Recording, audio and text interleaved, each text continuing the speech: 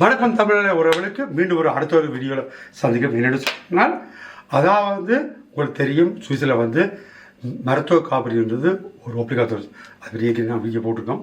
அதாவது இப்பொழுது இந்த மருத்துவ காப்பீடு ஜார ஃப்ரென்ச்சைஸ் 300 ஃப்ராங்க் உள்ளது. இது கூட போவதாக சொல்லப்படுறது. இதனுடைய விளக்கங்களை இப்போ பார்க்க போகிறோம்.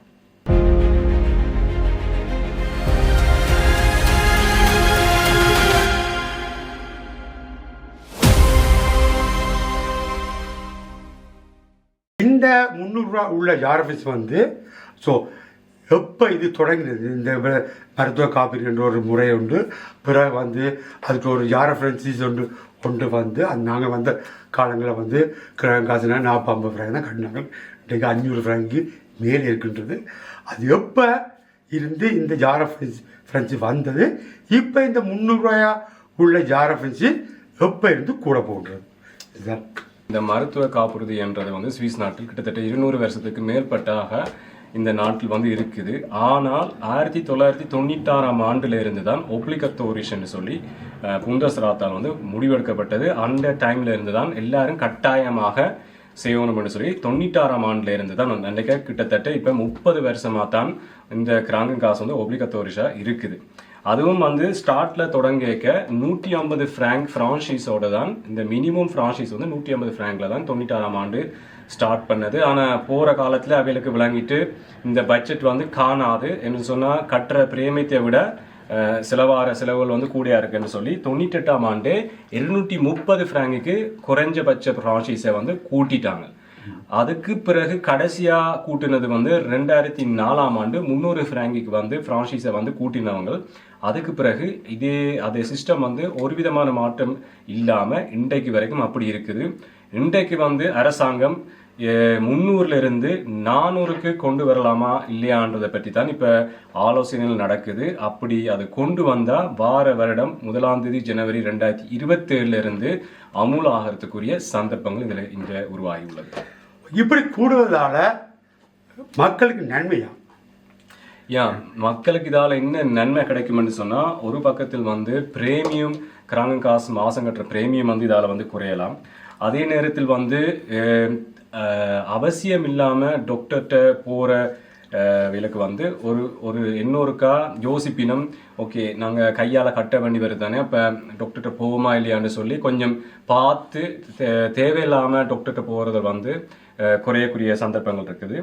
அதே நேரத்தில் இந்த சுந்தர் சிஸ்டத்துக்கு ஒரு இந்த ஃப்ரான்ச்சைஸை கூட்டுறதால இன்னொரு கொஞ்சம் அமௌண்ட்டுகள் குறையக்கூடிய இருக்கு. என்லாஸ்ட்டுங்க மாதிரி இந்த சுந்தர் சிஸ்டத்துக்கு ஒரு கொஞ்சம் என்லாஸ்ட்டுங்க கிடைக்கும் அமுலுக்கு வந்துச்சுன்னு சொன்னோம்.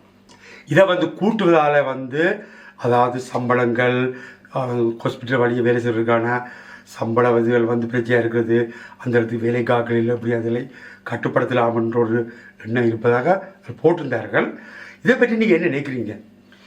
இப்போ முதல் நான் சொன்னது இப்போ இதால் என்ன நன்மைகள் இருக்குன்னு, இதால் என்ன தீமைகள் இல்லாட்டிக்கு இதால் நாக்தழில் என்ன வர இருக்குன்னு சொன்னால், ஏற்கனவே ஃபைனான்சியல் பிரச்சனையாக இருக்கிற குடும்பங்களுக்கு இன்னொரு விதமான ஒரு கஷ்டத்தை உருவாக்குதுன்னு சொல்லி ஒரு செல்ஃப் ஹவுஸ் நீங்கள் கூட 100 ரூபா வருஷத்துக்கு கூட எக்ஸ்ட்ரா கட்ட வேண்டி வரும். அதுக்கும் இப்போ ட்ரீட்மெண்ட்ல இருக்கிற ஆக்கள், தொடர்ந்து ட்ரீட்மெண்ட்க்கு போய் கொண்டிருக்கிற ஆக்கள், அவைகளுக்கு ஒரு மாற்றமும் இல்லை.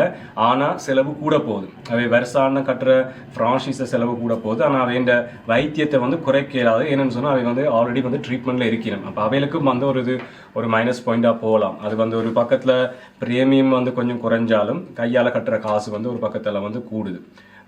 அது ஒரு மைனஸ் பாயிண்ட். அதே நேரத்தில் இன்னொரு நான் இப்போ முதல் சொல்லியிருந்தேன், டாக்டர்கிட்ட போகிறத கொஞ்சம் பார்த்து போகலாம்னு சொல்லி. இப்போ தேவையில்லாமல் டாக்டருக்கு அவசியம் இல்லாமல் டாக்டர்கிட்ட போகிறத குறைக்கலாம்னு. அதே நேரத்தில் போக வேண்டிய ஆட்கள் கூட சில நேரம் கூட யோசிச்சு அந்த போக வேண்டிய இடத்துல போகாம விட்டு தேவையில்லாத வேற பிரச்சனைக்குள்ள ஒரு சந்தர்ப்பத்தையும் இந்த இடம் கொடுக்குது. அதுதான் அந்த ரிஸ்க். இப்போ உதாரணத்துக்கு எனக்கு கொஞ்சம் நெஞ்சு வலிக்கிறது, டாக்டர்கிட்ட போக மாட்டா, ஓகே இது இப்போ நான் டாக்டர்கிட்ட போனா சரி நான் காசு கட்ட வேண்டி வருமென்னுட்டு டாக்டர்கிட்ட போகாம இருந்துட்டு கடைசியில டாக்டர்கிட்ட போய்க்கா நீங்க 2 கிழமைக்கு 3 கிழமைக்கு முதல் வந்திருந்தீங்கன்னா உங்களுக்கு ட்ரீட்மெண்ட் பண்ணியிருக்கலாம். இப்போ டூ லேட் ஆகிட்டு அப்படி என்றைக்க அதாலேயும் மக்களுக்கு இதால் ஒரு பாதிப்படையலாம்ன்ற ஒரு சந்தர்ப்பமும் இதால் உருவாகுது. யோசிக்கும் விதங்களை பொறுத்து தான் இருக்குது. உண்மைதான். என்னென்னு சொன்னால் ஒரு வீட்டில் பார்த்தீங்கன்னா கிரகம் காசு 19 வயசுக்கு மேலே பிள்ளைகள் இருந்தால் கிட்டத்தட்ட 2000-2500 ஃப்ராங்கிட்ட கட்டு நிலப்பாடு இருக்குது. ஆகவே உங்கள் உடம்புல பார்த்துக்கொள்ளுங்க. கண்டிப்பாக கூடி தான் போகின்றது. ஒன்றுமே செய்ய முடியாத நிலப்பாடு. இப்படியான விடயங்கள் வரும் பட்சத்தில் நீங்கள் உங்களுக்குள்ள உள்ள வருத்தங்களை கொண்டு காட்டுவது மிகவும் சிறந்ததை நாங்கள் இங்கே சொல்ல முடியும்.